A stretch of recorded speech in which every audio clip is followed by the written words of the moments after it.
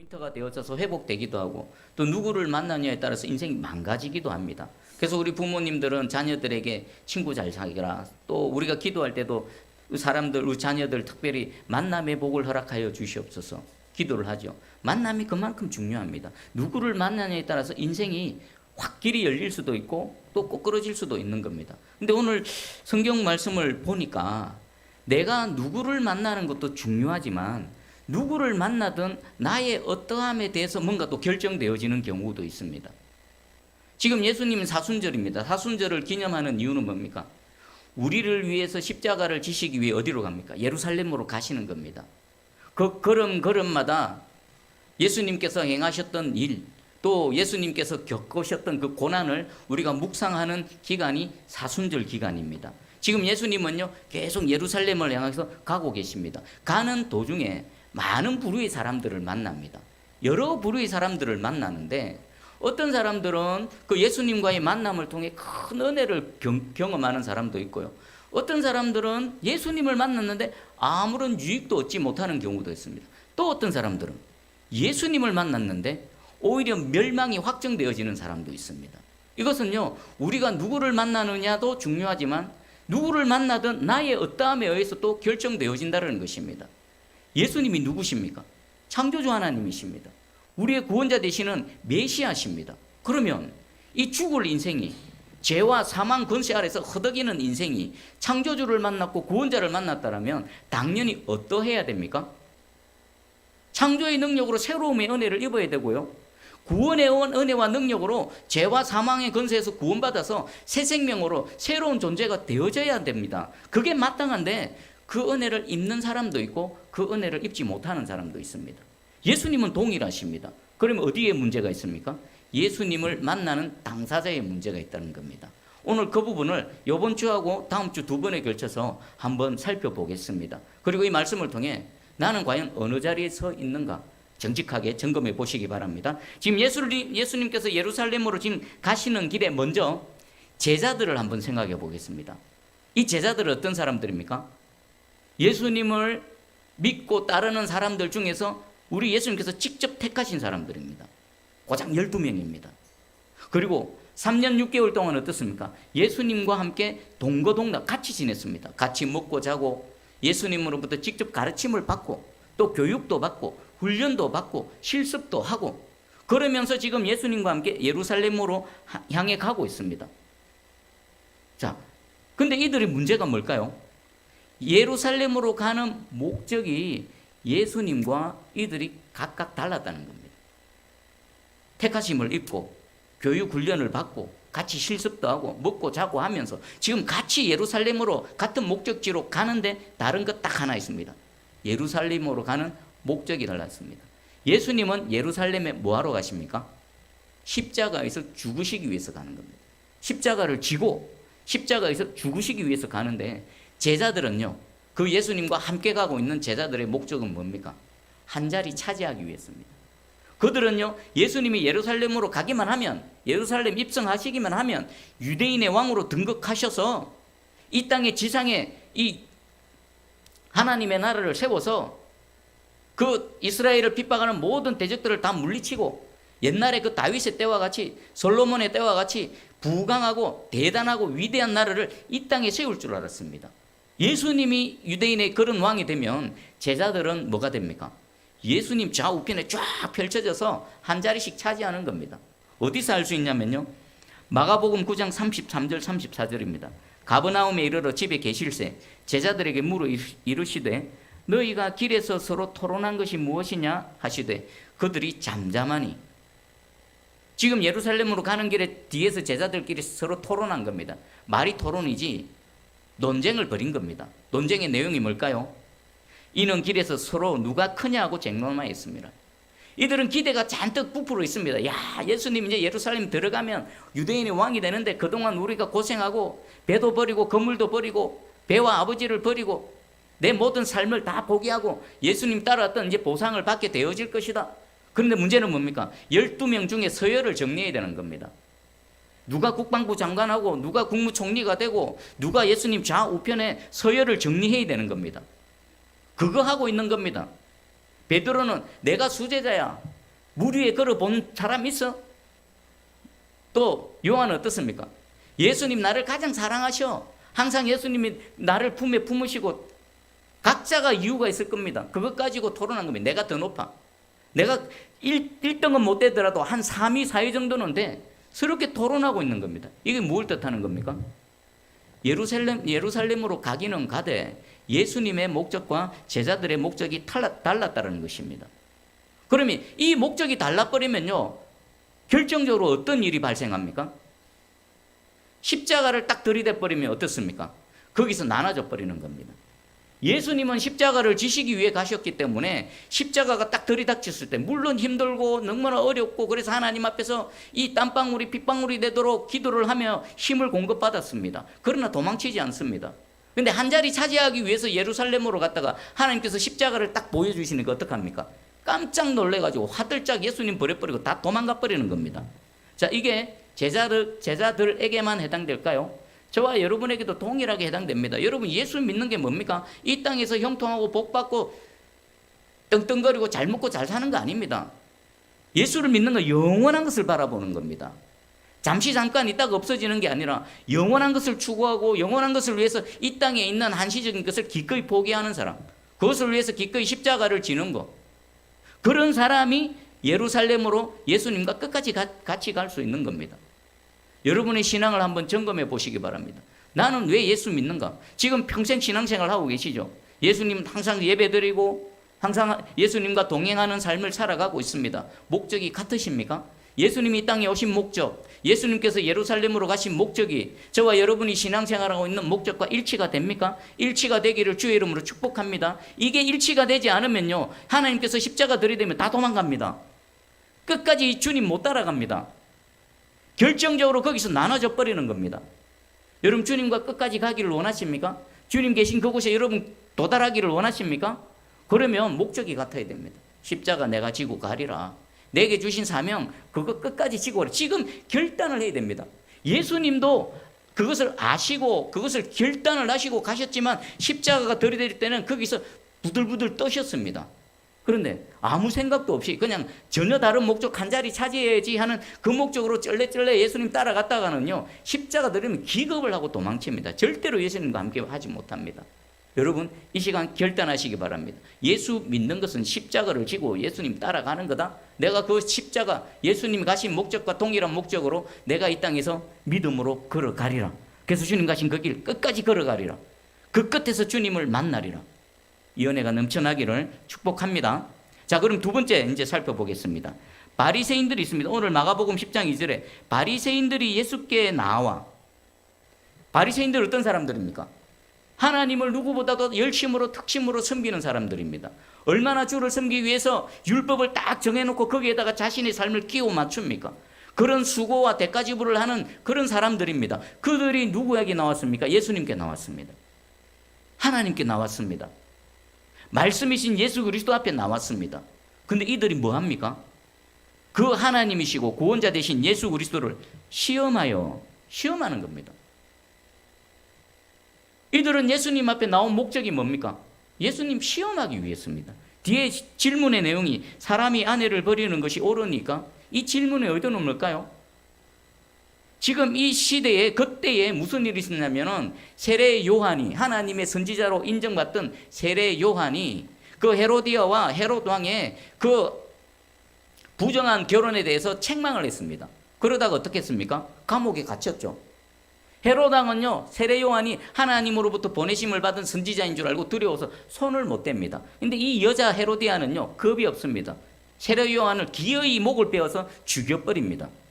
그 일이 있고 나서 그 시대에는 이혼에 대해서, 또 하나님께서 정하신 결혼에 대해서 아마 회자가 되고 있었을 것입니다. 이것을 질문한 의도는 뭡니까?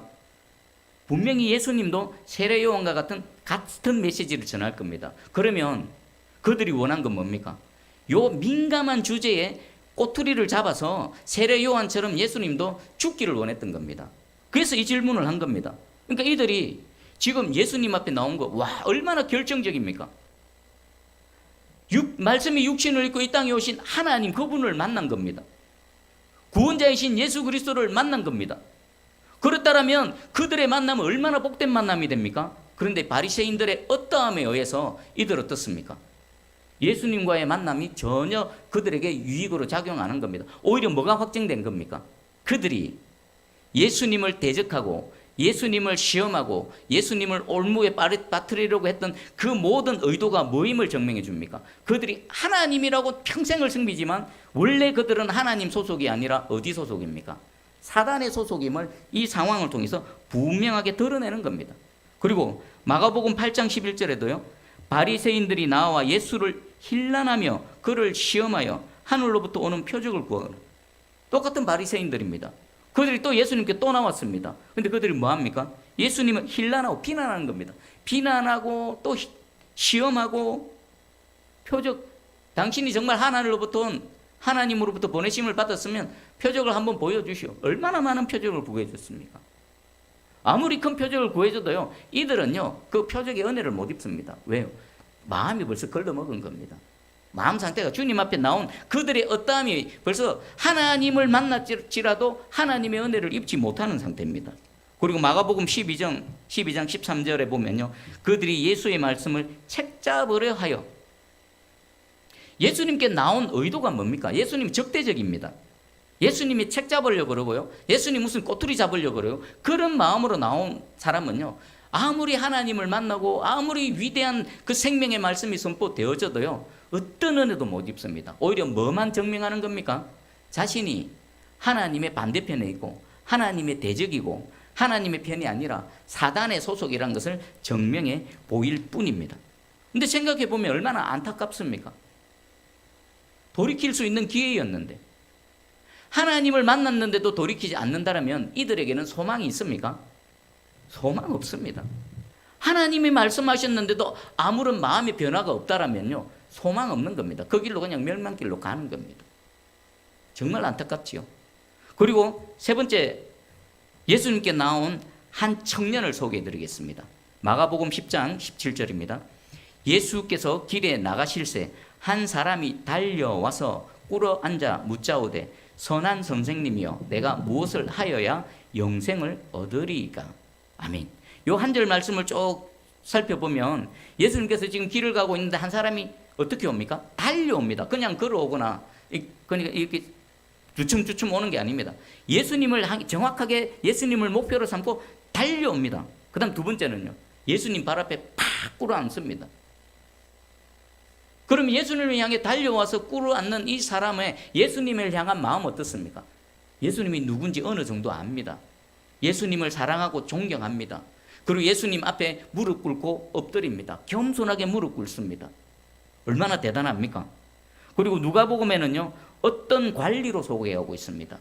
그러니까 이 예수님께 달려와서 꿇어 앉은 이 사람의 그 당시의 신분을 보면요, 관리인데다가 청년 젊습니다.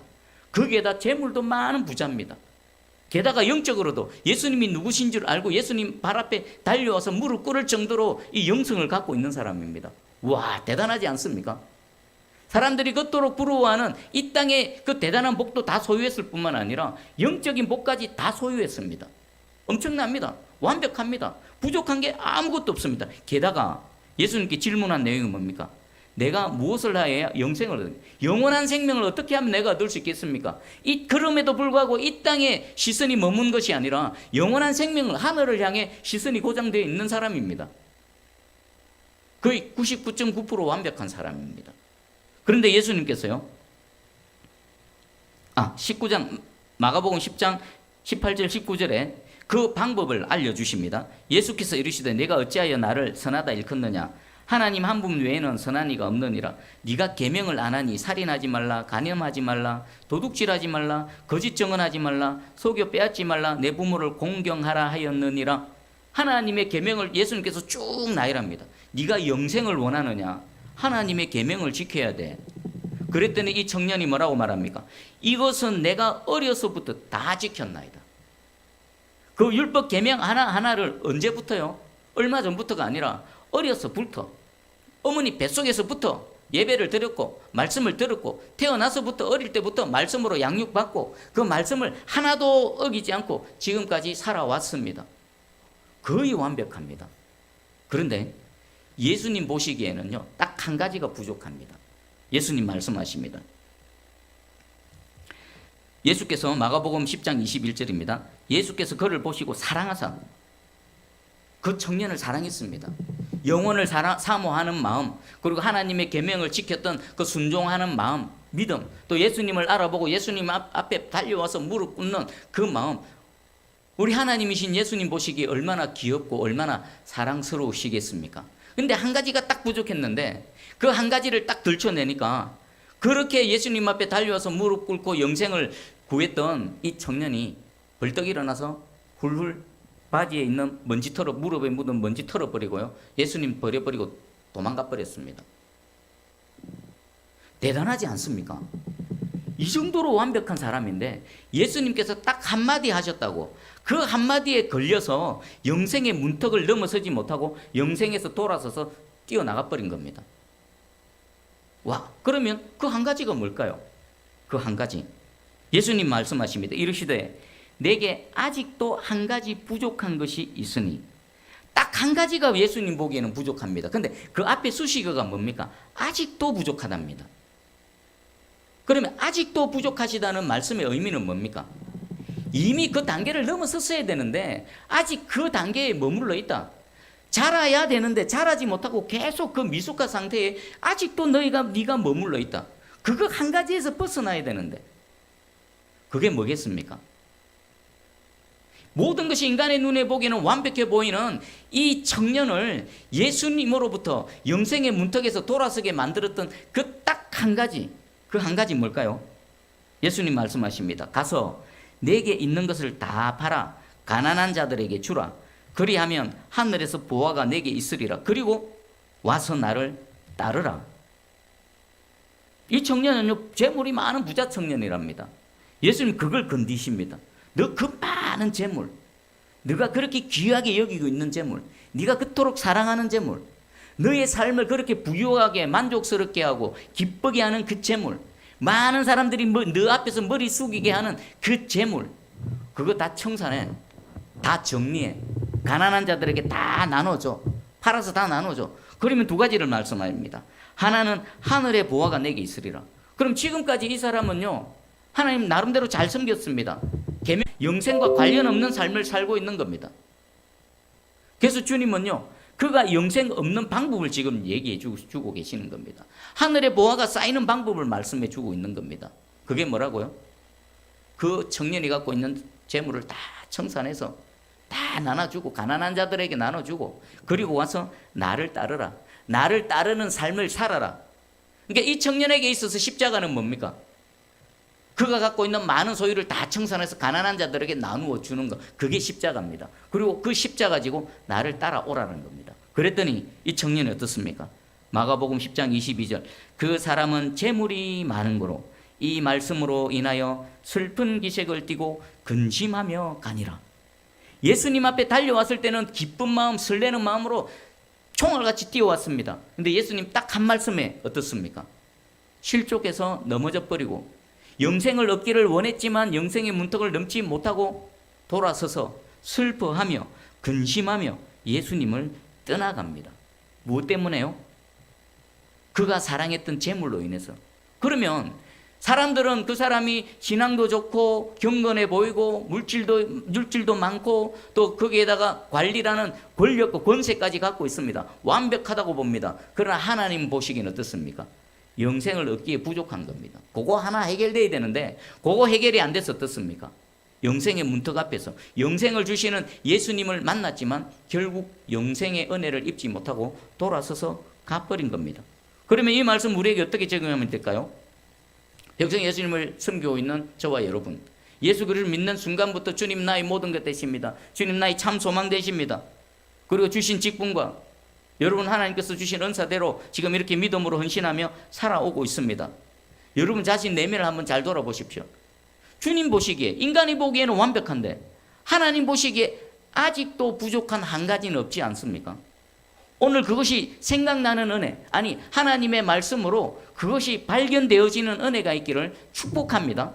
자라나야 되는데, 이미 지나서 성숙해야 되는데 아직도 그 단계에 머물러 있는 한 가지 부족한 그 점, 그 부분, 그것이 떠올라지고 깨달아지는 은혜가 있기를 축복합니다. 여러분, 그 한 가지는 뭡니까? 이 청년이 가장 아끼는 겁니다. 주님 앞에 차마 못 내어놓는 겁니다. 주님 사랑합니다. 주님 나의 모든 것 되십니다. 주님 앞에 내가 엎드립니다. 무릎을 꿇었는데 주님 그거 내어놔 라고 했더니 벌떡 일어서서 떠나가 버리는 겁니다. 그렇다면 그 정도가 된다면 그 청년에게 자신의 인생에서 가장 귀한 겁니다. 여러분 힌트를 드릴게요. 아직도 부족한 한 가지에 대한 힌트입니다. 여러분 가장 아끼고 사랑하는 겁니다. 누구에게도 잘 내어놓기 아까운 거, 심지어는 하나님 앞에도 내어놓기 아까운 거. 어떤 사람에게는 돈이 될 수 있습니다.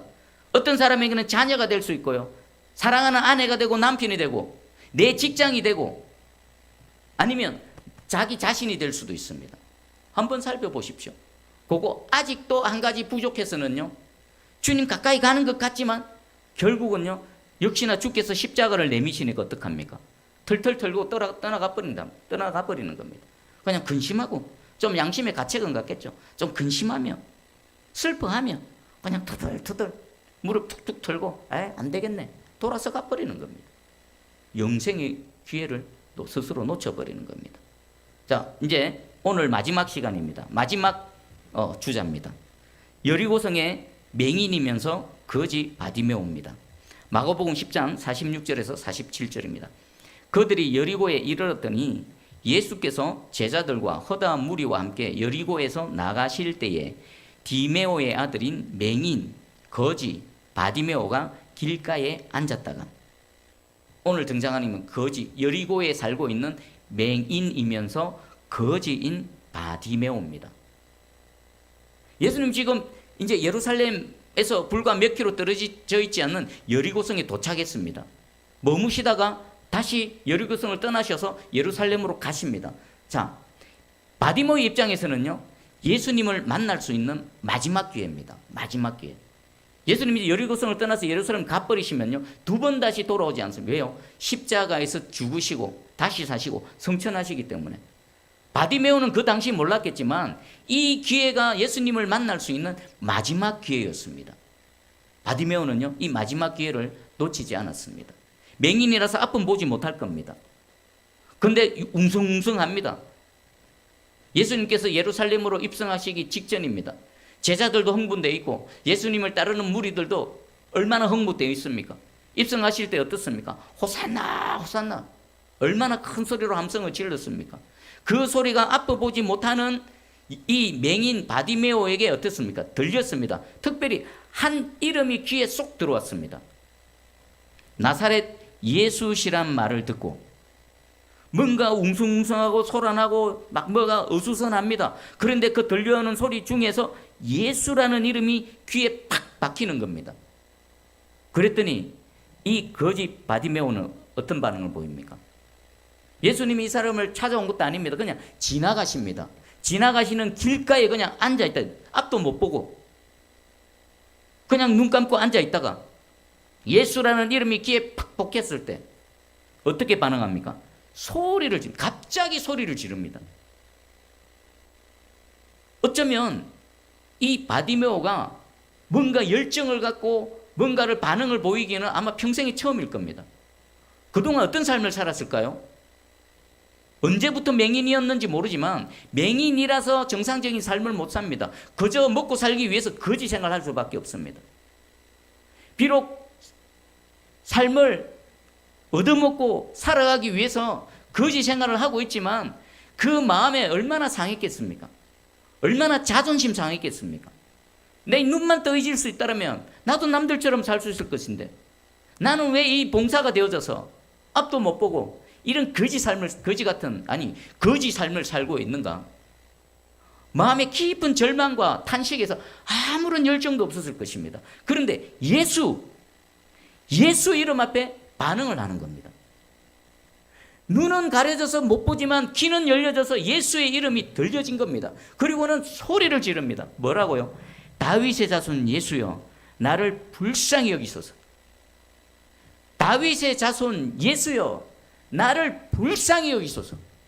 한 번도 이렇게 소리 질러 본 적도 없고요. 한 번도 누군가에게 나를 좀 불쌍히 여겨주셔서 말해본 적도 없습니다. 그런데 예수 이름 앞에서는요, 반응하는 겁니다. 여러분, 이 시간에 예수의 이름 앞에 우리가 예배를 드리고 있습니다. 예수의 이름이 외쳐질 때 우리의 육신의 눈으로는 여기에 영으로 와 계신 예수님을 보지는 못할지라도 우리의 귀가 열려져서 예수의 이름 앞에서 여러분의 가슴이 뜨거워지고 그 예수의 이름 앞에서 내 삶은 다 절망적이고 내 속은 다 틀어가서 완전한 탄식 속에 있다할지라도 그 예수의 이름 앞에 반응하는 그런 저와 여러분 되기를 축복합니다. 그러면 왜라는 질문이 생깁니다. 왜 예수 이름 앞에 이렇게 격동적으로 반응을 하는가? 예수님이 자신을 치유해 주시고 고쳐 주실 수 있는 분, 자신의 인생 전 존재를 새롭게 해 주실 수 있는 분이라는 것을 알았던 겁니다. 바디메오는요, 그 적선을 얻기 위해서, 동량을 얻기 위해서 그 자리에 앉아 있으면서 수많은 사람들이 오고 가면서 예수님의 그 하신 일들을 얘기했을 겁니다. 그 중에는요, 죽은 자도 살려내시고 모든 각종 병자들을 치유해 주시고 또 자기와 같은 그 맹인들을 치유해 주시는 예수님의 하신 일을 분명히 들었을 것입니다. 들었더니 그 속에 뭐가 생기는 겁니까? 소망이 생기는, 소망. 무슨 소망이요? 나도 예수님 만나면, 나도 저 예수님 만나기만 하면 내 이 눈 떠지고 고침받고 새로운 인생 살아갈 수 있을 것인데 예수님 만나야 되는데 문제는 뭡니까? 스스로 못 찾아가는 겁니다. 보여야, 눈이 보여야 기어서라도 예수님 찾아갈 건데 눈이 보이지 않으니까 스스로 못 가는, 그냥 예수님 이름을 듣고 소망만 생기고 마음만 졸이고 있는 겁니다. 예수님 한번 만나기만 하면, 예수님 만날 수만 있으면 어쩌면요, 주변 사람들에게 나 예수님 한번 만나게 해줘, 나 좀 예수님 데려다 줘, 중풍병자처럼 침상째 떨쳐업고 예수님을 데려갔던 것처럼 나 좀 예수님께 내 손잡고 좀 인도해 줘 라고 요청했을 수도 있을 것입니다. 근데 다 외면당하겠죠. 또는요, 그 맹인이고 거지인 그 바디메오 곁에는 아무도 없었을 수도 있습니다. 홀로 있어서 누구에게 나 좀 예수님께 데려다 줘라고 요청도 못하는 그런 불쌍한 인생이었을 수도 있습니다. 그런데 그 예수님이 지금 자신 앞에 나타난 겁니다. 놓칠 수 있습니까? 놓칠 수 없죠. 여기서 끝장 봐야 되는 겁니다. 여기서 예수님 지나가 버리면요, 바디메오는 그냥 끝나는 겁니다. 그래서 소리를 질러서 예수여 예수여 부른 겁니다. 근데 문제는요, 들었고 믿음과 소망이 생겼고 이제 기회가 왔고 예수님이 지나가고 예수님을 향해서 부르짖고 소리를 질렀습니다. 근데 문제는 예수님을 다이렉트로 못 만나는 겁니다. 중간에 가로막는 장애물이 있습니다. 마가복음 10장 48절에 보면 많은 사람이 꾸짖어 잠잠하라, 야 시끄럽다 잠잠해라, 앞으로 예루살렘 가면 유대인이 왕이 되실 분인데 야 이 맹인이면서 이 거지 같은 바디메오야 어디 예수의 이름을 부르는 저리 가라 라고 하고 있습니다. 여러분, 성경을 보면요, 은혜를 입기 전에 은혜의 문턱이 있습니다. 수르보니게 여인 봐보십시오. 왜 예수님이 의도적으로 그 여인의 요청을 거부하며 인격적인 모독을 주셨을까요? 은혜의 문턱이 있다라는 겁니다. 그 은혜의 문턱은 무엇으로만 넘을 수 있습니까? 믿음으로만 넘을 수 있는 겁니다. 여러분이 예수님에 대한 기대와 소망, 그리고 주님 앞에 나와서 하나님 우리 주를 부르짖는다라고 해서 곧바로 은혜가 임하는 게 아닙니다. 반드시 어떤 은혜의 문턱이 있습니다. 사람이든지 상황이든지 어떤 사건이든지 은혜의 문턱이 있습니다. 그거 뛰어넘어야 되는데 지금 바디메오에게는 어떻습니까? 예수님 주변에 있는 많은 사람들이 조용히 해, 저리 가 라고 말하고 있습니다. 바디메오는 어떻게 반응했을까요? 더욱 크게 소리 질러. 소리 지르는 것도요, 크게 소리 질렀습니다. 그런데 장애물이 나타나니까, 예수님께로 가는데 뭔가가 가로막으니까 거기서 포기하고 돌아선 것이 아니라, 주눅 들고 그냥 뒤로 돌아선 것이 아니라 더욱 크게 소리 지르는 겁니다. 여러분, 더욱 크게 소리 주시기 바랍니다. 주님의 은혜를 입기를 원하십니까? 은혜 입기 쉽지 않습니다. 믿음이 있어야 은혜를 입습니다. 하나님께서는 의도적으로 이런 장치를 마련해 두셨습니다. 누구에게만 은혜를 주시려고요? 믿음이 있는 자에게만 하나님의 은혜가 임하기를 위해서 하나님께서 이런 장치를 주셨습니다. 그것을 뛰어넘는 방법은요, 더욱 크게 소리 질러. 절실함이 있어요. 예수께서 지나가 버리시면 나는 끝장난다. 아무리 누가 가로막는다 하더라도 다윗의 자손 예수여 나를 불쌍히 여겨 주십시오. 그냥 지나가시면 안 됩니다. 나 좀 어떻게 해 주십시오. 이대로는 못 살겠습니다. 억울해서 못 살겠습니다. 분해서 못 살겠습니다. 서러워서 못 살겠습니다. 나 좀 취해 주시고 고쳐 주십시오. 예수여 예수여 그냥 지나가지 마십시오. 불쌍히 여겨 주십시오. 저는 바디메오입니다. 저는 예수 믿고 난 후 예수님을 만나는 그 순간부터 저는 바디메오였습니다. 지금 예수님의 은혜를 입고 지금 여기까지 왔지만 저는 여전히 바디메오입니다. 다윗의 자손 예수여 나를 불쌍히 여겨 주시옵소서. 뛰어넘으셔야 됩니다. 여기 지금 예배드리는 이 현장이요, 저와 여러분의 여리고성이고요, 우리가 살아가는 현장이 맹인이어서 거지 생활밖에 할 수 없는 그런 우리의 형편과 처지입니다. 근데 이 예배드리는 이 중에 주께서 영으로 임하셔서 거니시고 계십니다. 지나가고 계십니다. 날마다 드리는 예배, 매주 드리는 예배 그렇게 생각하지 마십시오. 이 말씀을 주셨을 때는 이 말씀의 은혜로 지금 찾아와 주신 겁니다. 다윗의 자손 예수여 나를 불쌍히 여겨 주시옵소서. 이 거지 같은 인생, 맹인이라서 아무것도 할 수 없는 인생 치유해 주시고 고쳐 주셔서 새 삶을 살아가게 해 주시옵소서. 이 은혜가 새순교회에게도 임하게 해 주시옵소서. 35년 36년 그저 이렇게 주저앉게 하지 마시고 주의 크신 능력으로 치유해 주시고 고쳐 주시고 살아나게 해 주시고 새로운 은혜의 행으로 나아가게 해 주시옵소서. 하나님은 살아계신 하나님이십니다. 하나님은 전능하신 하나님이십니다. 하나님은 은혜 베푸시기를 원하시는 하나님이십니다. 근데 그 은혜 누구에게요? 믿는 자에게, 더 크게 소리 지르는 자에게 하나님께서 기뻐하셔서 마음껏 하나님의 은혜와 능력들을 부어주실 줄 확실히 믿습니다. 여러분, 오늘 예수님과 동행하지만 예루살렘으로 가는 목적이 달랐던 제자들, 그리고 예수님 앞에 찾아왔지만 악한 의도와 목적으로 예수님께 찾아온 자들, 그리고 모든 것들이 완벽해 보였지만 한 가지가 부족해서 영생의 은혜를 입지 못한 한 청년, 그리고 비록 인생에서 아무도 관심 갖지 않고 불쌍한 인생, 맹인이고 거지인 이 바디메오는요, 예수님을 만나서 예수님을 만난 은혜를 입었습니다. 창조주의 은혜를 입고 구원자의 은혜를 입었고, 그리고 그 자리에서 들틀 들고 일어나서 예수님을 따라가며 예수님과 동행하는 새로운 삶의 은혜를 입었습니다. 여러분, 오늘 이 시간에 여리고성의 맹인 거지 바디메오의 은혜를 입으시기를 축복합니다. 우리 새순교회 공동체가 이 은혜를 입기를 간절히 소망하며 주님의 이름으로 축복합니다. 아멘. 기도하겠습니다. 사랑의 주님, 감사합니다. 예수님 예루살렘으로 십자가를 지시기 위해 가는 그 동안에 여러 부류의 사람들을 만납니다. 그분이 누굽니까? 구원자시고 창조주 되십니다. 근데 어떤 사람은 이 구원의 은혜, 새로움의 은혜를 입고, 어떤 사람들은 은혜를 입지 못하고 오히려 영생에서 돌아서 버리고 문턱에서 그냥 돌아서고 스스로가 사단의 그 종임을 또 확인하는 그런 일들이 일어나고 있습니다. 주여, 우리 속에 있는 것들을 살펴보게 해주셔서 주님의 이름이 선포되어질 때에 내 속이 부들부들 떨며 예수님의 이름 앞에서 간절히 찾고 부르짖는 바디메오의 심정을 우리에게 부어주시옵소서. 그래서 지금 내 형편과 처지가 어떠한다 하더라도 하나님의 하나님 되심으로 인해서 새로움을 입고 변화되어지고 새 삶을 살아갈 수 있는 우리 개개인과 성도들의 가정과 새순교회 될 수 있도록 역사하여 주시옵소서. 감사드립니다. 예수님의 이름으로 기도합니다. 아멘.